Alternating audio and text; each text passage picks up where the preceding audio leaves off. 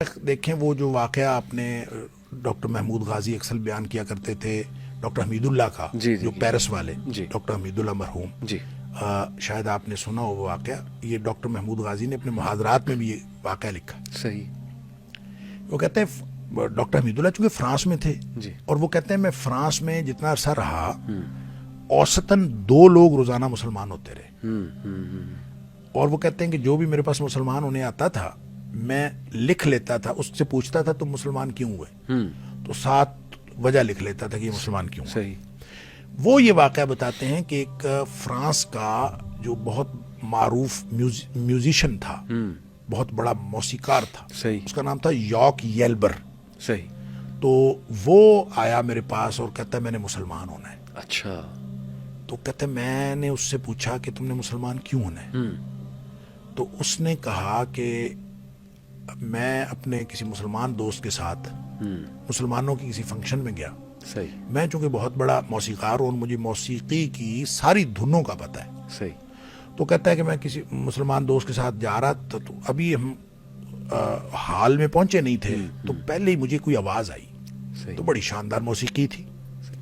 تو میں نے اپنے دوست سے پوچھا یہ کون سی موسیقی ہے؟ اس نے کہا یہ موسیقی نہیں ہے، تو قرآن کی تلاوت ہو رہی ہے. کہتا ہم اندر گئے تو وہ تو جناب، وہ کہتا ہے میں تو حیران رہ گیا کہ کیا شاندار موسیقی تھی. تو اس لیے میں نے اس سے متاثر ہو کے میں نے اسلام قبول کر لیا. کیا بات. اب وہ ڈاکٹر حمید اللہ کہتے ہیں مجھے سمجھ نہیں آئی کہ کیا کہہ رہا ہے. قرآن موسیقی تھوڑی ہے، اور قرآن کی کوئی دھنیں تھوڑی ہیں، اور قرآن کا کیا تعلق موسیقی کے ساتھ. لیکن وہ کہتے ہیں میں اس کی بات سن کے مجھے کک سمجھ نہیں آئی کہ کیا کہہ رہا ہے، لیکن بہرحال وہ کہتے ہیں میں نے وجہ لکھ لی کہ یہ اس وجہ سے مسلمان ہوں. بالکل ٹھیک. پھر وہ کہتے ہیں کہ میں نے خیر اس کا کوئی استاد مقرر کر دیا کہ اس کے ساتھ پڑھے.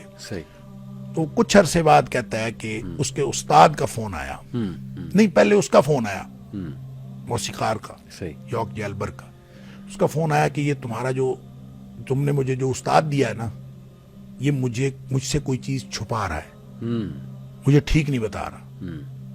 تو وہ کہتے ہیں میں حیران ہوا، کیا؟ اس سے پوچھا. وہ کہتا ہے جی یہ نا میں نے اس کو پڑھایا ہے، یہ اذا جاء نصر اللہ والفتح ورأیت الناس يدخلون فی دین اللہ افواجا فسبح بحمد ربک. میں نے اس کو پڑھا ہے. تو یہ کہتا ہے کہ یہ جو افواجا ہے اور فسبح ہے، اس کے درمیان میں کوئی لفظ ہے، وہ بتاؤ کیا ہے. اچھا. تو وہ استاد کہتا ہے میں اس کا کیا کروں؟ یہ کہتا ہے اس میں لفظ ہے. میں کہتا ہوں لفظ کوئی نہیں ہے. اب یہ جھگڑا تھا، دونوں آ گئے میرے پاس. اور ڈاکٹر حمید اللہ کہتے ہیں میں حیران بھئی میں اس کا کیا کروں. وہ کہتا ہے کہ میں نے قرآن کو شروع سے پڑھا ہے، ہر قرآن کی ہر آیت اور ہر لفظ میرے ان اصولوں پر پورا اتر رہا ہے. اچھا. جو بھی اس کے کوئی اصول تھے، پتہ نہیں کیا تھے. یہاں آ کے وہ کہتا ہے کوئی لفظ مسنگ ہے. صحیح. تو اب وہ ٹیچر بھی حیران. تو ڈاکٹر حمید اللہ صاحب کہتے ہیں میں بھی حیران، میں اس کو کیا کہوں. تو کہتے ہیں بیٹھے بیٹھے نا مجھے خیال آیا کہ بچپن میں مجھے قاری صاحب نے انڈیا میں جو قرآن پڑھایا تھا نا، انہوں نے مجھے سختی سے روکا تھا کہ افواجا پہ رکنا نہیں ہے. اچھا. افواجن فسبح پڑھنا. اللہ اکبر. کہتا مجھے بچپن کی وہ بات یاد آئی، اور یہ بھی یاد آیا کہ ایک دفعہ میں رک گیا تھا تو قاری صاحب نے مجھے تھپڑ بھی لگایا تھا کہ تم رکے کیوں. تو ڈاکٹر حمید اللہ کہتے ہیں میں نے اس کو کہا کہ یہ نا یہاں پہ مسنگ کوئی نہیں ہے، اس کو بس یوں پڑھنا ہے افواجن فسبح بحمد. صحیح. تو کہتے ہیں میں نے یہ کہا تو وہ اٹھ کے ناچنے لگا. اللہ. اس کے ناچنے لگا. کہتا ہے اب ٹھیک ہے، یہ اب ٹھیک. صحیح. بہرحال ڈاکٹر حمید اللہ نے یہ لکھا ہے کہ وہ آدمی ایک انتہائی مخلص اور بہترین مسلمان کے طور پر زندہ رہا. 1975 میں اس کی وفات ہو گئی. لیکن ہمیں پتہ نہیں چل سکا کہ اس کے پاس کون سا علم تھا اور وہ کس علم سے قرآن کو پرکھتا رہا. صحیح. لہٰذا یہ تو معاملہ مے بی اور مے ناٹ بی والا ہے. اور یہ اس کا تعلق پرسنل ایک وہ اس سے ہے، اس کو آپ کوئی اصول نہیں بنا سکتے، حتمی طور پہ نہیں کہہ سکتے. ایک دفعہ ایک آدمی مجھے ملا، کہتا ہے والسماء ذات الرجع والارض ذات الصدع. اس سے میں نے کوئی تحقیق کی ہے، میں نے دنیا کے فنومناز نکالے ہیں، یہ کیا ہے، بارش، یہ وہ، زمین آسمان. اچھا میں نے اس سے 2-3 سوال کیے تو وہ تھوڑا سا رک گیا. کہتا ہے نہیں جو سوال تم کر رہے اس سے تو تم میری ساری فلسفی کا پتہ چل جائے گا. رک گیا. میں نے کہا نہ بتاؤ. ہمیں وہ فلسفی جو ہدایت کے لیے ضروری ہے وہ نبی کریم صلی اللہ علیہ وسلم نے بتا دی ہے. رہ گئی اس کے علاوہ کوئی فلسفیز، ہاں وہ آپ کی اپنی، وہ 19 والا انسان لوگوں نے بہت سارا بنایا ہوا ہے، وہ تو غلط بھی اب اور بہت ساری چیزیں اس طرح کی چیزیں بنائی ہوئی ہیں.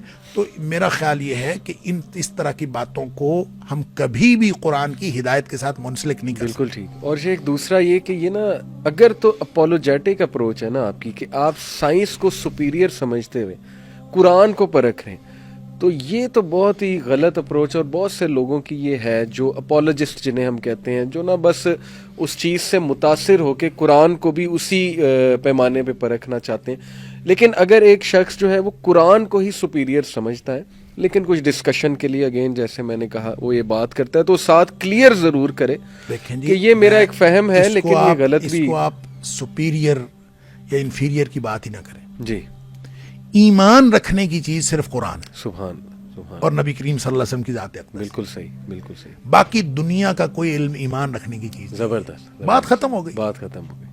وہ اس پر ایمان رکھیں. بالکل ٹھیک. باقی چیزیں ہو بھی سکتی ہیں، نہیں بھی ہو سکتی. صحیح. وہ علوم و فنون ہیں، اس کے اندر آپ تحقیقات بھی کریں، آگے سے آگے جائیں. زبردست. جو اس ایمان کے مطابق ہو اس کو مان لیں، جو اس کے خلاف ہو اس کو چھوڑ دیں. بالکل ٹھیک. اور جو کہیں اس کو نہ ذکر ہو اس کا، تو اس کے بارے میں آپ اپنا کوئی بھی نقطہ نظر رکھ سکتے ہیں. زبردست زبردست. دین کی بات پھیلانا صدقہ جاریہ ہے. ثواب کی نیت سے ویڈیو کو شیئر ضرور کیجیے. جزاک اللہ.